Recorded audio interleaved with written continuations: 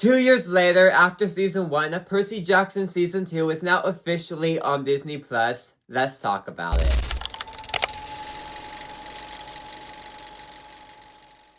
And for starters, I loved how this season just dove right into it from the start. I feel like Season 1, for the first few episodes, it did take a while for the actual plot to get going. But in Season 2, there was no slow moments because from basically the moment Episode 1 started, it hooks you in from its story, from its action, and automatically, they do something right at the start of this season that really invests you in this story.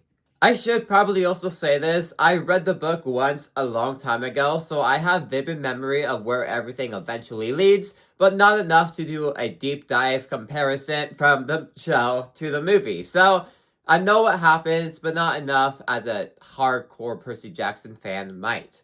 So, did the book instantly hook you in? I don't remember, but the show did, and I absolutely loved how we instantly dove into everything in these first 2 episodes. And on that note too, it is very action-packed. Like I said, we're hooked, we dive right into the story, and most of that starts with a big action sequence. And most of that is because of the action, where episode 1 and 2 have just moments that stand out with the story and action that makes you excited for what's to come next. Because just where everything leaves off in episode 2, it leaves it off in a way where you're excited to see what comes next, and you know that there is going to be a lot of stuff that's about to go down that makes you excited to come back for episode 3. Because everything just seems so much bigger in scale when it comes to the storyline, the action, or just the stakes.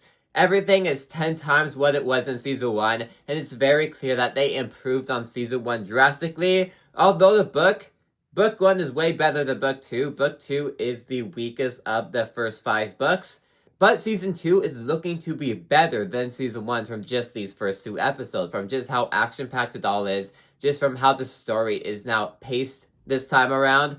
A lot of it seems like they really much improved on everything from Season 1, and I was very surprised from how much I actually liked these first 2 episodes. I did like Episode 2 a lot more than Episode 1, because Episode 2 did a lot more character-wise, story-wise, and had a fun sequence in there that I really did enjoy watching.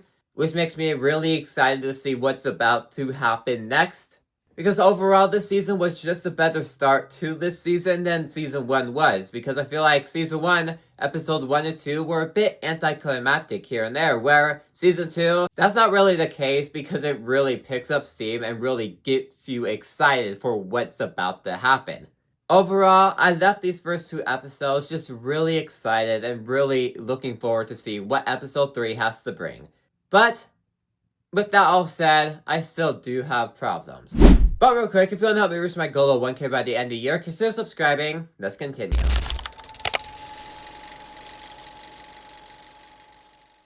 And although I did talk about how action-packed it all is and how I was hooked throughout this entire time, I still do think that Episode 1 and some parts in Episode 2 did drag on a bit.